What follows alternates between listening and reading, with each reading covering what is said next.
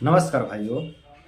बहुत से भाई कमेंट करते हैं कि भैया हम ब्रह्मचर्य का पालन कर रहे हैं और बार बार हमारा ब्रह्मचर्य टूट जा रहा है, बार बार वासना हमारे ऊपर हावी हो जाता है और हम चाहते भी ब्रह्मचर्य का पालन नहीं कर पा रहे हैं।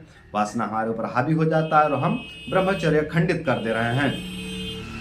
बहुत जबरदस्ती ब्रह्मचर्य का पालन करते हैं तो 15 दिन 20 दिन 25 दिन तक ब्रह्मचर्य का पालन करते हैं, उसके बाद वासना हावी होता है और हमारा ब्रह्मचर्य टूट जाता है।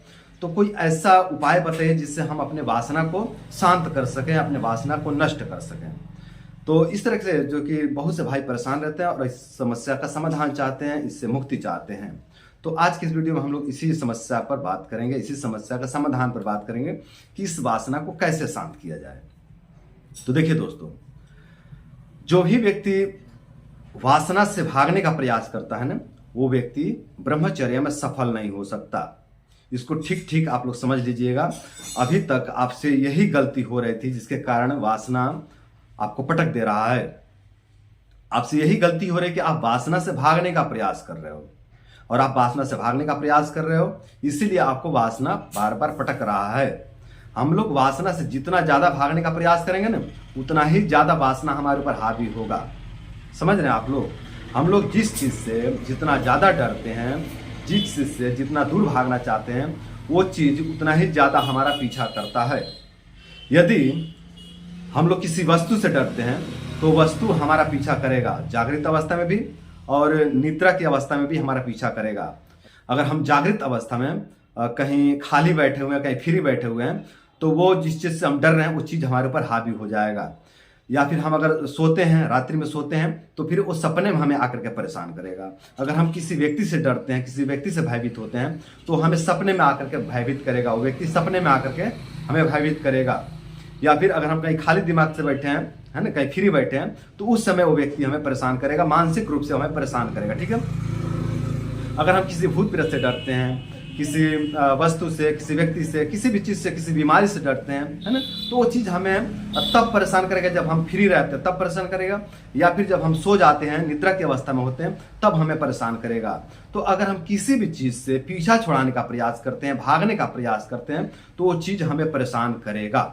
ठीक है। वो वासना भी हो सकता है, भूत प्रेत भी हो सकते हैं, बीमारी भी हो सकता है, कोई व्यक्ति भी हो सकता है, कोई वस्तु भी हो सकता है। ठीक है। तो हम लोग जिस चीज से भागते हैं वो चीज हमें परेशान करता है, जागृत अवस्था में भी और निद्रा की अवस्था में भी। तो यही कारण है दोस्तों कि हम भयभीत होते हैं और वो भय जो है कि हमें परेशान करता है ना, वो हम उससे पीछा छुड़ाने का प्रयास करते हैं और वो हमारा पीछा करता है और हम बार बार गलतियां कर देते हैं। तो इस तरह की गलती नहीं करना है, इस तरह की जो गलती नहीं करना है। हमको वासना से भागना नहीं है, हमें वासना से भागना नहीं और हमें वासना में गिरना भी नहीं है। दोनों ही काम नहीं करना, ठीक ठीक समझ लीजिएगा। वासना से भागना भी नहीं है और वासना में गिरना भी नहीं है। ठीक है। अब करना क्या है उसकी अगर बात करें तो एक कोई गोल बनाना है, एक कोई उद्देश्य बनाना है और उस उद्देश्य को पूरा करने में लग जाना है ना। वो उद्देश्य कुछ भी हो सकता है। उद्देश्य हो सकता है कि हमें एक 2 चक्का गाड़ी लेना है, वो उद्देश्य हो सकता है कि हमें इस लेवल तक प्राप्त करना है, हमें ये जॉब लेना है ना, हमें पुलिस बनना है, हमें डॉक्टर बनना है, हमें फौजी बनना है। कुछ भी उद्देश्य हो सकता है, हमें व्यापारी बनना है, हमें व्यापार के क्षेत्र में बहुत ऊपर जाना है। कुछ भी उद्देश्य हो सकता है। वो आप देख लीजिए कि आप किस क्षेत्र में जाने के लायक हैं। जिस क्षेत्र में जाने लायक हैं उस क्षेत्र में आप एक अपना गोल बनाइए, एक अपना उद्देश्य बनाइए और उसको पूरा करने में आप लग जाइए। अगर आप उसको पूरा करने में लग जाते हैं ना, तो वासना पूरी तरह से नष्ट हो जाएगा दोस्तों, पूरी तरह से वासना नष्ट हो जाएगा। वासना कहाँ गया पता ही नहीं चलेगा। और यदि आप कोई गोल नहीं बनाते हैं, आप कोई उद्देश्य नहीं बनाते हैं और बस आप वासना से भागते रहते हैं, तो वासना बार बार आपका पीछा करेगा और बार बार आपका ब्रह्मचर्य टूटेगा। ध्यान से समझ लीजिएगा। अगर आप वासना से भागने का प्रयास करते हैं तो आप भाग नहीं सकते। इसलिए आप नहीं भाग सकते क्योंकि हम लोग का उत्पत्ति वासना से ही हुआ है। वासना से ही हम लोग का जो कि निर्माण हुआ, तो हम कहाँ भाग के जाएंगे, है ना। उसका संस्कार तो हमारे बॉडी में है ना, उसका संस्कार तो हमारे मन में है ना, तो हम वासना से नहीं भाग सकते। उसी से हम लोग की उत्पत्ति हुई है ना।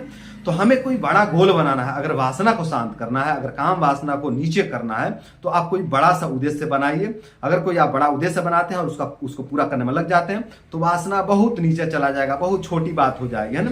ये जो काम वासना है, जो सेक्स संबंध है, बहुत छोटी बात हो जाएगी, आपको परेशान नहीं करेंगे। तो आपको अपने जीवन में एक बड़ा गोल बनाना है और उसको पूरा करने में लग जाना है। वासना धीरे धीरे पूरी तरह से शांत हो जाएगा और आप अपने ब्रह्मचर्य को करने में पूरी तरह से सफल हो जाएंगे। तो दोस्तों, उम्मीद करता हूं कि आज का ये वीडियो आप लोगों को पसंद आया होगा और साथ ये भी उम्मीद करता हूं कि इस वीडियो को फॉलो करके आप लोग अपने वासना को शांत करेंगे और अपने ब्रह्मचर्य को आप लोग सफल बनाएंगे और अपने ब्रह्मचर्य को सफल बना के अपने जीवन को सुंदर, सरल एवं सफल बनाएंगे। तो दोस्तों, आज के लिए इतना ही। नमस्कार।